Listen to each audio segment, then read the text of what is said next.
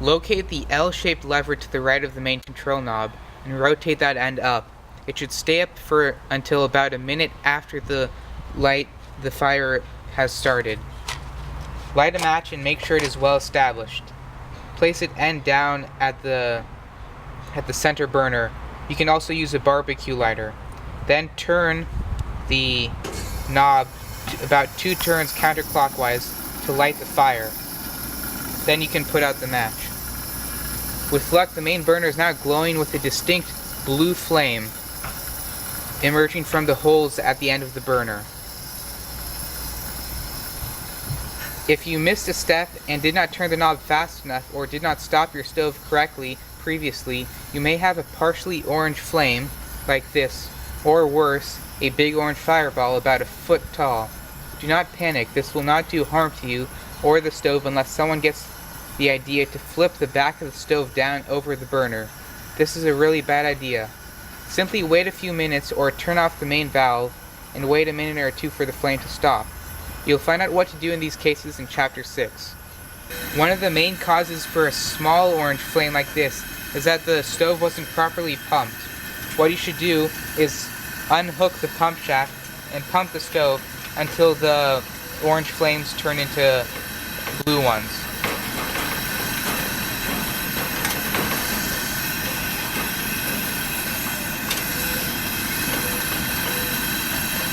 Another step you could take is lower the amount of heat and the stove will get bluer. Like that. And then the stove is perfectly blue. With a successful blue flame burning, wait about a minute and turn down the L-shaped lighting lever of the main control knob on the fuel tank. Turn down this knob whenever the flame is red to get it back to the blue color. Do not light a side burner until it is needed. To light the side burner, the center burner must be already operating. Place a lighted match in the desired end burner near the bottom of the burner, near an air hole and the match handle elevated. Leave the match in this position and rotate the end valve counterclockwise, lefty-loosey, until the flame starts in that burner. Do not try and turn down the burner, as it might go off when the tank pressure decreases. In this case, fuel will still be sent to the end burner until enough fumes are present and it will ignite from the main burner. You may also use a barbecue lighter to light the end burners. This, however, requires 2 hands. The flame should be present in the burner before and as you open the valve. The burner should have a nice blue solid flame. Repeat for the other end burner when that burner is needed. When the tank is full of fuel, there is not much room for air.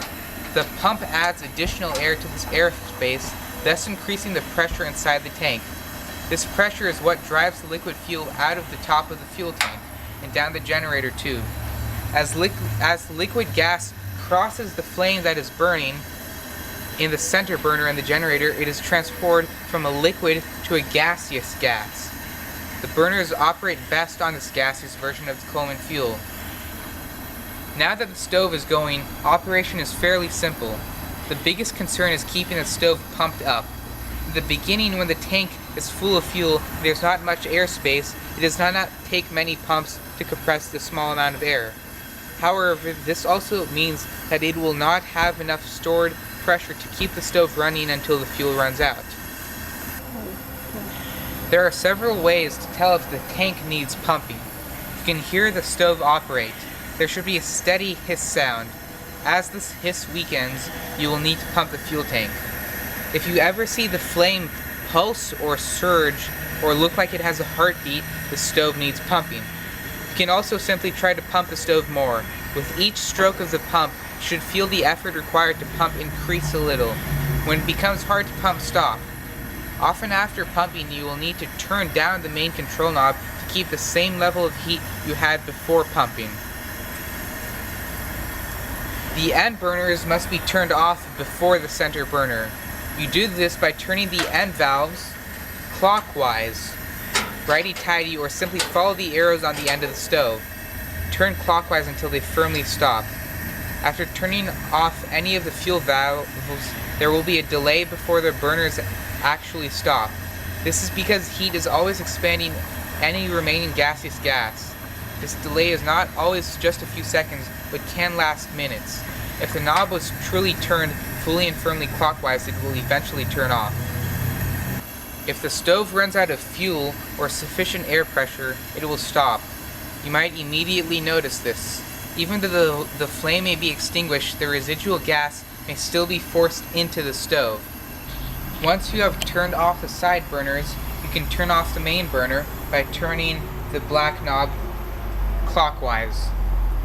Make sure that you should not touch the stove or pull out the gas tank until you don't hear any more sounds coming from the stove. Once the stove is properly turned off and it is cool, you can close up the stove and put back the gas tank. When finished with the stove for the current meal, consider refilling the fuel tank. Will you need it for the next meal on the trip or not? After dinner, you may have some leisure time. In the early morning when you need to fix breakfast, you will appreciate a full tank. Let the stove cool before completely removing the fuel tank. The last thing you should do after meal is to make sure the 3 fuel valves are fully off. You might even consider letting the pressure out of the tank. This will greatly prevent the chance of a big orange fireball at the next use.